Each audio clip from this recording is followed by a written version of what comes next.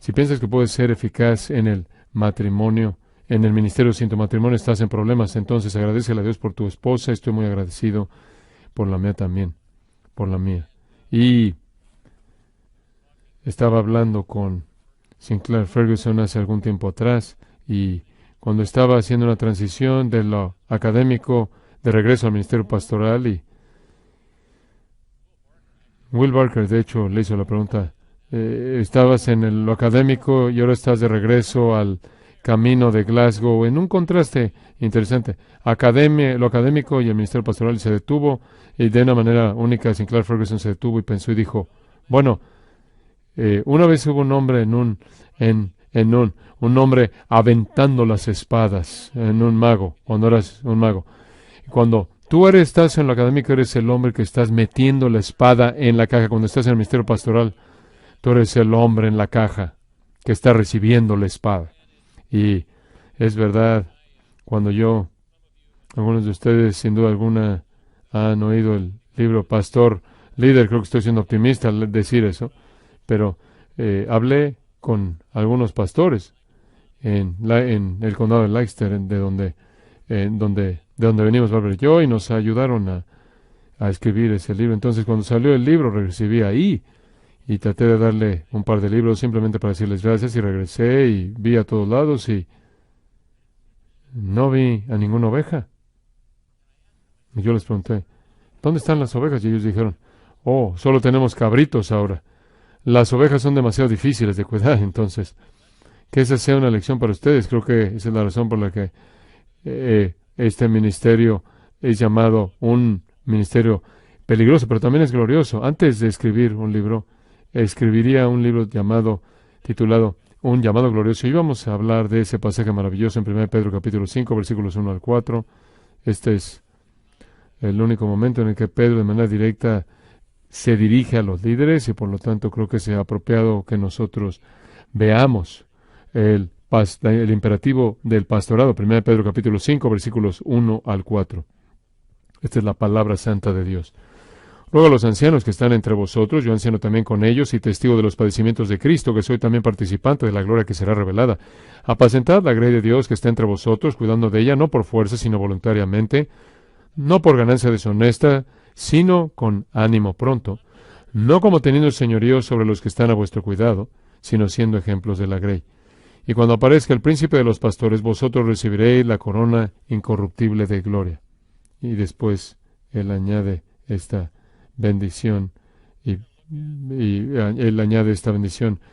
Y vamos a ver un par de observaciones aquí en este texto. Vamos a ver en primer lugar el encargo del pastor, después el imperativo del pastor, y después vamos a ver las motivaciones del pastor. Entonces, en primer lugar, el encargo o la posición del pastor. Creo que es fascinante aquí, que comienza con un sentido de urgencia.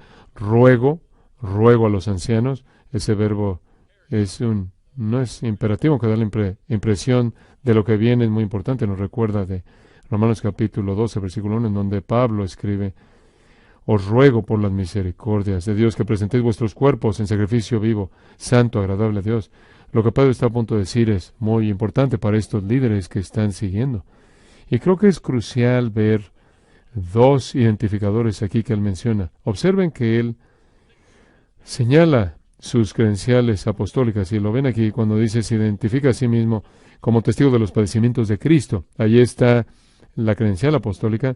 Y la pregunta que se tiene que hacer para todos nosotros conforme ven la historia redentora es cómo es que Dios, el cuidado pastoral hacia su pueblo, ha continuado después de que los apóstoles se fueron en esa época de cimiento cuando acabó. Y la respuesta es, él también se identifica a sí mismo como anciano también con ellos, asun presbúteros. Entonces, hay una continuidad y una discontinuidad.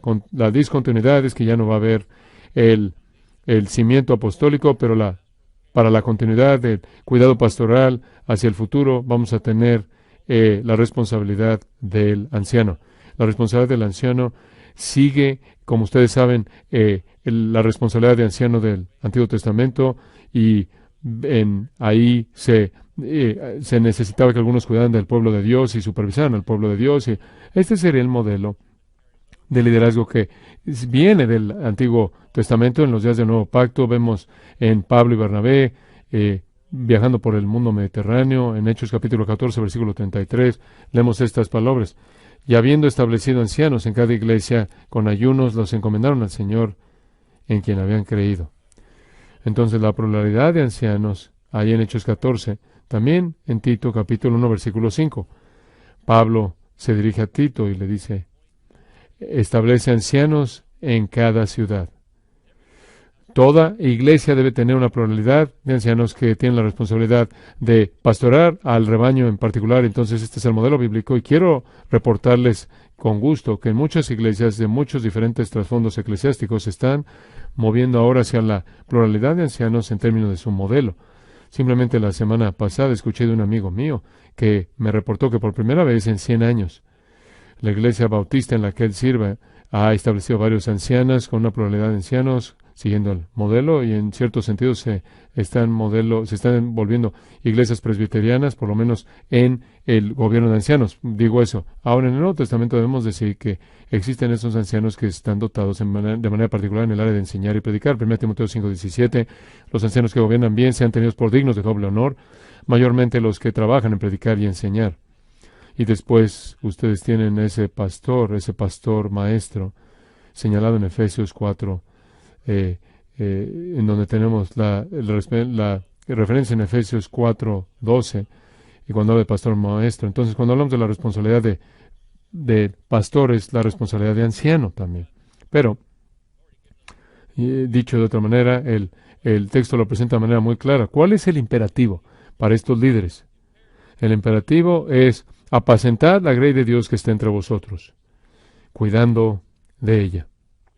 Ahora, no nos debe sorprender ver esta metáfora. Estuve en una conferencia hace algunos años atrás de líderes de una denominación presbiteriana, PSA, y estaban hablando un hombre de las metáforas para el liderazgo en la iglesia, y estaba esperando que llegara a la de pastor. Nunca la mencionó. Y creo que para muchos es una metáfora ecléctica, es una metáfora descuidada, más bien. Y de hecho lo podemos ver a partir de Génesis, desde Génesis hasta Apocalipsis. Menciona al Señor que ha sido un pastor toda su vida. Dios se hace referencia a Él, a Dios como el pastor de su rebaño. El salmo favorito de toda persona es Salmo 23, porque presenta el retrato consumado del cuidado pastoral. Y después, cuando el Señor llama a esos líderes de su pueblo, ¿de dónde los llama? ¿Qué estaba haciendo Moisés? Él estaba haciendo lo suyo, pastoreando el rebaño de su rebaño. Ahora, esa es una relación interesada. Me gustaría hablar de eso, oír más de eso en algún momento. Moisés y su suegro. Esa no es la primera vez que aparece, como ustedes saben. Pero él estaba pastoreando el rebaño de su suegro cuando el Señor se apareció en Éxodo capítulo 3. Y fue la vara del pastor en su mano que abrió el mar rojo, que se convirtió en una serpiente ahí frente a Faraón. Fue la vara del pastor con la que le pegó a la roca y de donde salió el agua. Fue la vara de Moisés que colocó por encima de su cabeza cuando Josué estaba ahí luchando con los amalecitas en el valle, ¿se acuerdan? Y Moisés tuvo que buscar ayuda. Sin embargo, prevalecieron, pero fue prominente en Moisés, en el ministerio de Moisés también, la vara del pastor, y David, el rey pastor. David fue uno quien era conocido como alguien que cuidaba de las ovejas, y me encanta el relato de David y Goliat en 1 de Samuel 17, en donde dice que David tomó su vara, tomó su bolsa también, con piedras, y la honda, pero tomó su vara, su callado, y si ves 1 de Samuel 17:40, 1 de Samuel 17:43, Goliat dice, ¿soy un perro para que vengas conmigo con palos? Y el palo era un palo importante, era la vara, el callado del pastor, y Dios usó estos hombres para guiar a su pueblo, pero también entendemos que ambos fracasaron. Moisés fracasó, como ustedes saben, cuando él fue llamado por segunda vez a hablarle a la roca, y él le pegó a la roca, y de esta manera quedó descalificado de entrar en la tierra prometida. Dios demostrando quién es el verdadero pastor de Israel, Yahweh mismo. David, de manera famosa, cayó en el pecado, un hombre conforme al corazón de Dios, y se quedó en casa de cuando debería estar en la batalla con sus tropas y cometió adulterio y después trató de encubrirlo.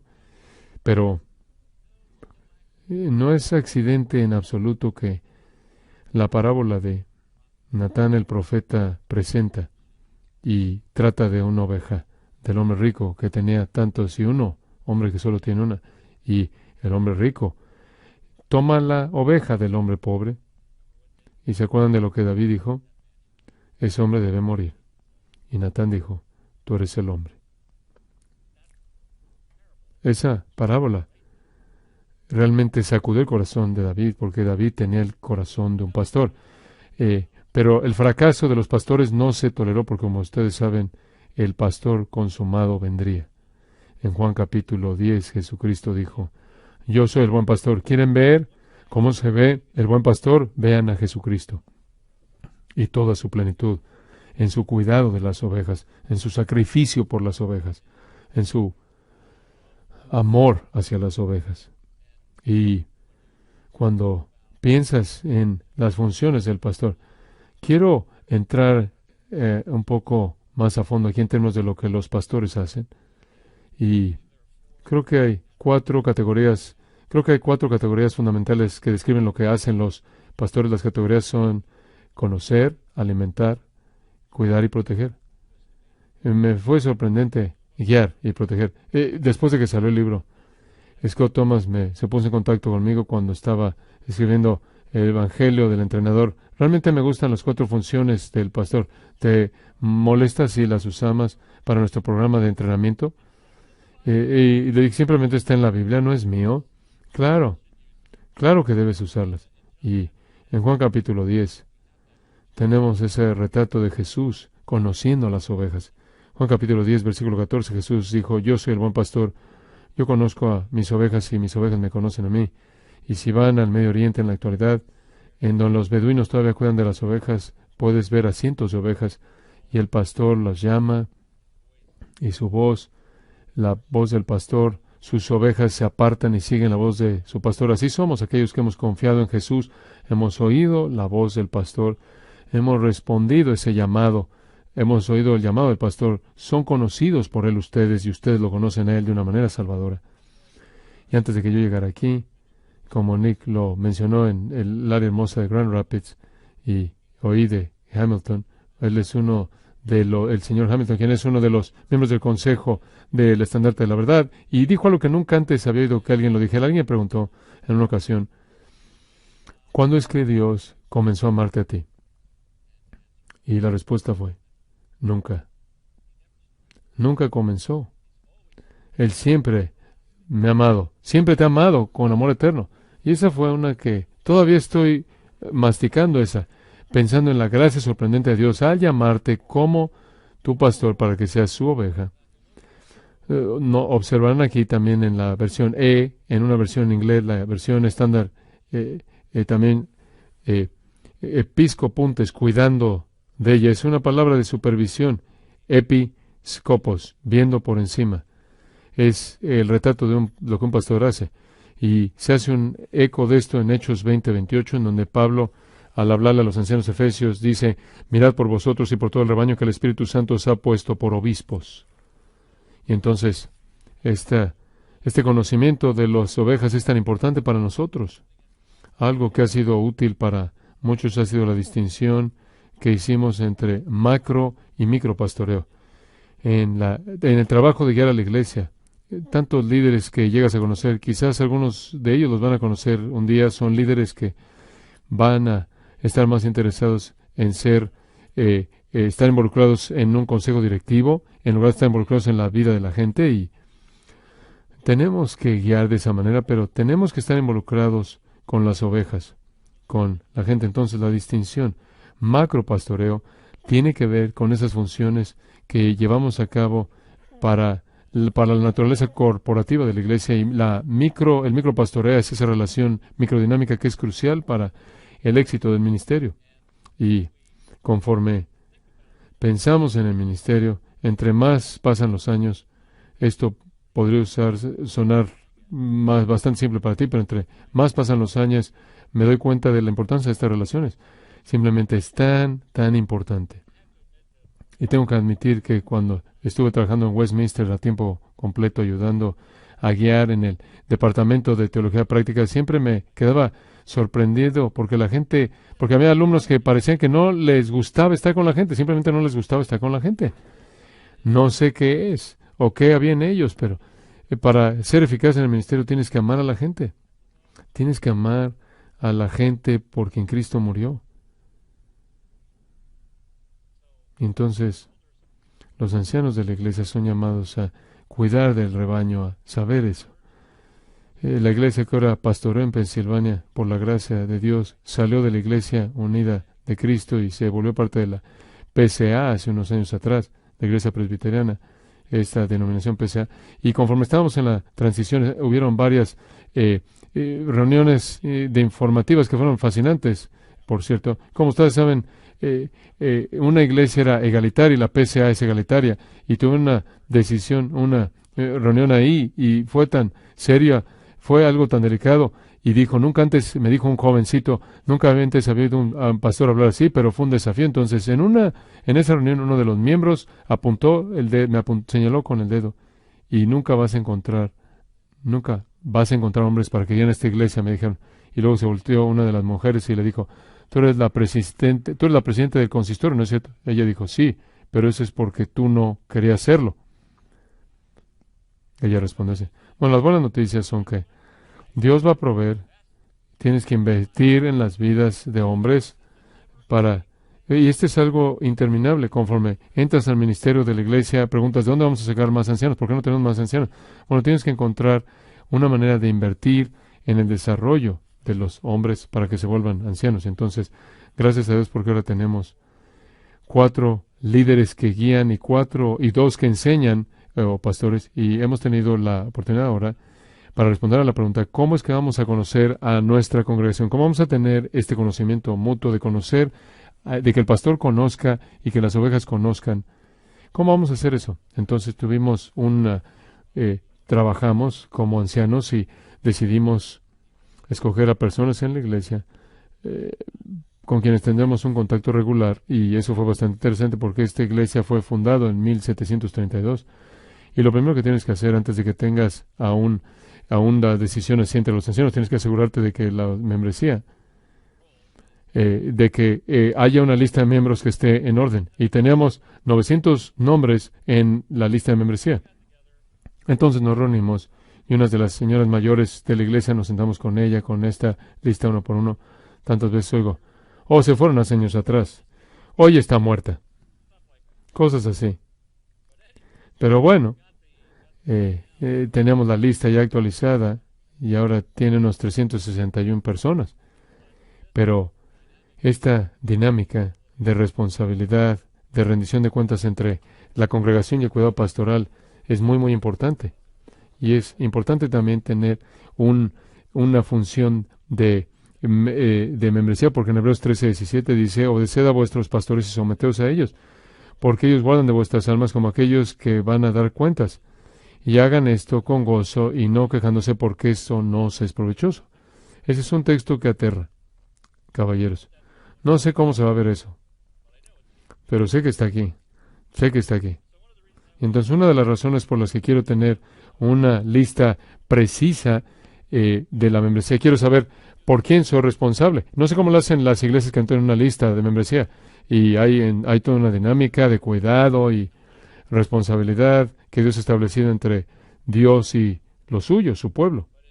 Pero en esto tenemos que asegurarnos de que toda persona es cuidada. Toda persona tiene a alguien a quien pueden ver como su anciano y su pastor.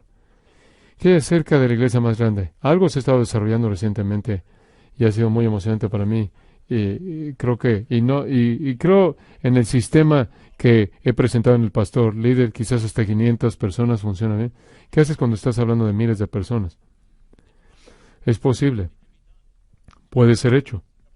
Hace un par de meses atrás tuvimos una asesoría en Atlanta en donde tuvimos a varios pastores de iglesias grandes que se reunieron y hablaron de cómo hacer esto.